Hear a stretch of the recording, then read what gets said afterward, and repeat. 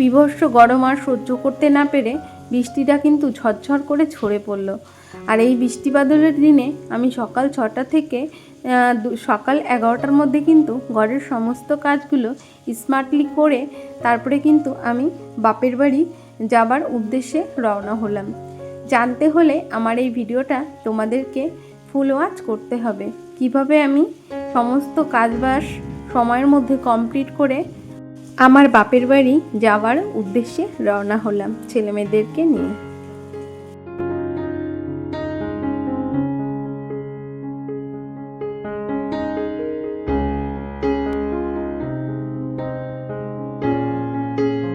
শুভ সকাল আমার প্রাণপ্রিয় বন্ধুরা, তোমরা সকলে কেমন আছো? আশা করছি প্রত্যেকেই খুব ভালো আছো। তোমাদের ভালোবাসা ও আশীর্বাদে আমরাও বেশ ভালো আছি। তোমাদের সবাইকে আমার আরও একটি নতুন ভিডিওতে অনেক অনেক ওয়েলকাম।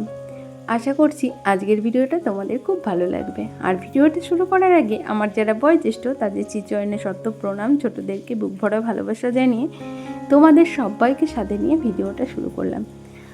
আর এই যে দেখতে পেলে আগের দিন রাতে কিন্তু বৃষ্টি হয়েছে, আর বৃষ্টি হলেও আমার ঘরে মানে একটু গোবর আনা ছিল। ভাবলাম বাপের বাড়ি তো চলেই যাব, আর বাপের বাড়ি যাবার আগে কিন্তু আমি যতটা পারি ঘর দুয়ারকে গুছিয়ে রাখে যাওয়ার চেষ্টা করি। কেননা বলো তো, আমি গেলে তো বাপের বাড়ি অনেক কদিন থাকি, আর সেই থাকার ফলে বাড়িতে থাকে পুরুষ মানুষ, আর পুরুষ মানুষের সংসার তোমরা তো জানোই অগোছানো থাকে। আর তার জন্যই কিন্তু আমি যতটা পারি আমার সংসারটাকে আমি গুছিয়ে রাখার চেষ্টা করি। আর এই দেখো উঠানটা তো, আর আগের দিন যেহেতু বৃষ্টি হয়েছিল, আর বৃষ্টি হওয়ার ফলে পুরো উঠানটাই কিন্তু ধোয়া হয়ে গেছে, মানে এই মেজো করাটা। আর আমি যেটুকু গোবর ছিল, আর এই গোবরটা এনেছিলাম ওই যে আমাদের ছচি চলছিল না, আর ছচি চলাকালীন কিন্তু গোবর দিয়ে ঘর বাড়ি লেপতে হয়। আর আমি তার জন্য সেই গোবরটা কিছুটা অনেকটা দিয়েছিল ওই দিদিভাই, আর সবটা তো কাজে লাগেনি, কিছুটা ছিল রেখে দিয়েছিলাম। আর এই যে আজকেও এই যে উঠানে গোবর ছড়া দিয়ে দিয়েছি। আর রাতে বৃষ্টি হয়েছিল, কিন্তু এই যে সকালের দিকে কিন্তু প্রচুর রোদ উঠেছিল। ওই রোদটা দেখে ভাবলাম গোবরটা লিপে দিই, থেকে গেলে কিন্তু বেশ ভালোই হবে যদি বৃষ্টি না হয়। মেঘটা মানে আকাশটা দেখে কিন্তু মনে হচ্ছে না বৃষ্টি হবে, কিন্তু এর আগের দিন কিন্তু বৃষ্টি হয়েছিল। আর আমি কিন্তু বাপের বাড়ি যাচ্ছি শুক্রবারের দিন। আর এই দেখো ঘরের তো প্রত্যেকটা কাজ বাজি আমার হয়ে গেছে। তোমাদের ঘরের ভিডিও আমি দেখাতে পাচ্ছি না বন্ধুরা, কেন বলো তো, আমাদের এখানে কারেন্ট নেই। কারেন্টের খুব বিরক্ত করছে জানো তো। আর ওই দেখো একটা দাদাভাইকে দেখতে পেলে, কালকে রাতে এত বৃষ্টি হয়েছে আর মাঠে এখন সবাই নেমে পড়েছে, প্রত্যেকেই কিন্তু মাছ ধরতে যাচ্ছে।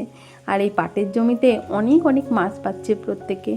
আমাদের বাড়িতে অবশ্য কেউ যাচ্ছে না, কিন্তু প্রত্যেকে যখন মাছ ধরে বাড়িতে আনছে দেখতে কিন্তু বেশ মজা লাগছে। আমিও গিয়েছিলাম আমাদের একটা দিদিভাইয়ের মাছ দেখতে। মাছগুলো অনেকটা মাছ ধরেছে জানো তো, সবই কিন্তু দেশি মাছ, শিঙি, জিওল, ল্যাটা এইসব মাছই বেঁধেছে জালে। তারপর দেখো তোমাদের সঙ্গে কথা বলতে বলতে উঠান দুয়ার তো লেপে নিয়েছি, তারপরে এই যে থালা বাসনগুলোকেও ধুয়ে নিচ্ছি। আর এইগুলোর এঁঠো থালা বাসনগুলো কিন্তু আমি রাতেই পরিষ্কার করে রাখি, কিন্তু ওই যে বললাম কালকে কিন্তু বীভৎস জল হয়েছে, প্রচুর বৃষ্টি হয়েছে, মানে বৃহস্পতিবারের দিন। আর এতটা বৃষ্টি হয়েছে, আর বৃষ্টি হওয়ার ফলে আমি আর থালা বাসন নিয়ে বাইরে আসতে পারিনি। তারপরে আবার কারেন্ট চলে গেছে, সেই যে গিয়েছে জানো তো, কালকে 7টার দিকে বৃষ্টিটা শুরু হয়েছে, সন্ধ্যা 7টা থেকে। তারপরে কিন্তু আমাদের এখানে একদমই কারেন্ট আসেনি এখনও। আর কারেন্ট না থাকলে বলো কাজ করা যায়? কাজ তো যেমন তেমন, বাচ্চা ছেলে মেয়েদেরকে নিয়েও থাকতে কিন্তু ভীষণ কষ্ট হচ্ছে।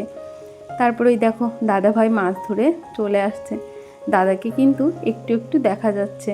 আমি কিন্তু আমার ভিডিও আশেপাশের লোকজনকে দেখাই না, তবে ওই দাদাটা মাছ ধরে আসছিল সেটা কিন্তু তোমরা একটু ফলো করলে বুঝতে পারবে। ওই দাদা মাছ ধরে চলে এসেছে। আর আমারও থালা বাসন ধোয়া হয়ে গেছে, এখন আমি ঘরে রেখে আসি, তারপরে আবার আসছি তোমাদের সঙ্গে কথা বলতে। পরে কি করব বলো, আমি আর তোমাদের সঙ্গে কোনো ভিডিও শেয়ার করতে পারিনি, মানে সব কাজই আমার ব্যাক ক্যামেরায় করতে হয়েছে, কেননা কারেন্ট ছিল না। তারপরে একটু আবার কারেন্ট এলো, আর এই দেখো পুজো করছিলাম তখন একটু কারেন্ট এসেছিল, তারপরে না আবারও কারেন্টটা চলে গেছে। আর আমার ঘরে দেখো আমার শোকেস, তারপরে শোকেসের যত সমস্ত জিনিসপত্রগুলো ছিল, মানে ওই কাঁচ শোকেসের মধ্যে সমস্তটা বেশ করে আমি ওই যে শোকেস আলমারিটার মধ্যে ভুলে রেখেছি। কেন বলো তো, ওই যে ওইগুলো যদি ওই বাইরেই থাকে, শোকেসের এই কাঁচ শোকেসের মধ্যে থাকে, তাহলে কিন্তু জিনিসগুলো নোংরা হয়ে যাবে।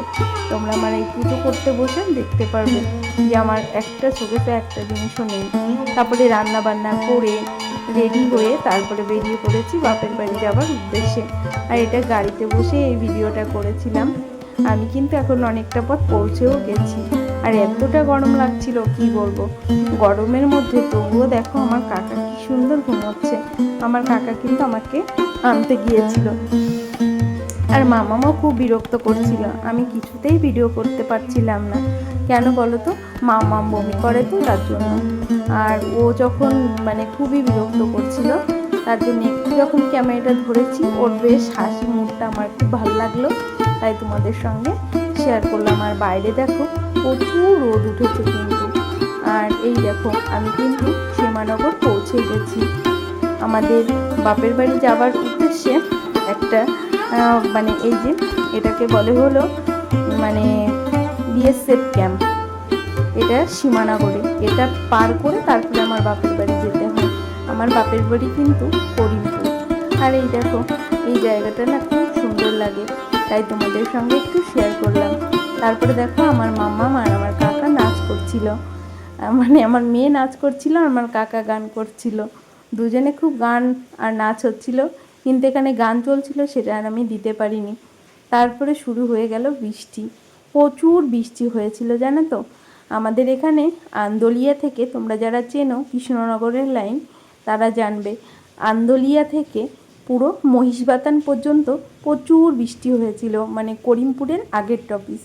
এত বৃষ্টি হয়েছিল, বৃষ্টির মধ্যে প্রচুর ভয় করছিল গাড়ির ভিতরে।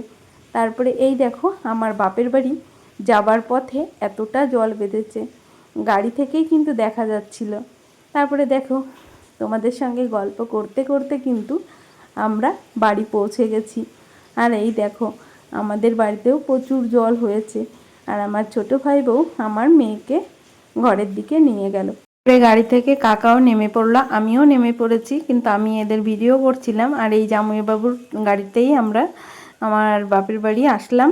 তাই ভিডিওটা এই পর্যন্ত। প্রত্যেককে টাটা, ভালো থাকবে সবাই, টাটা, বাই বাই, দেখা হবে আবার নেক্সট ভিডিওতে, টাটা।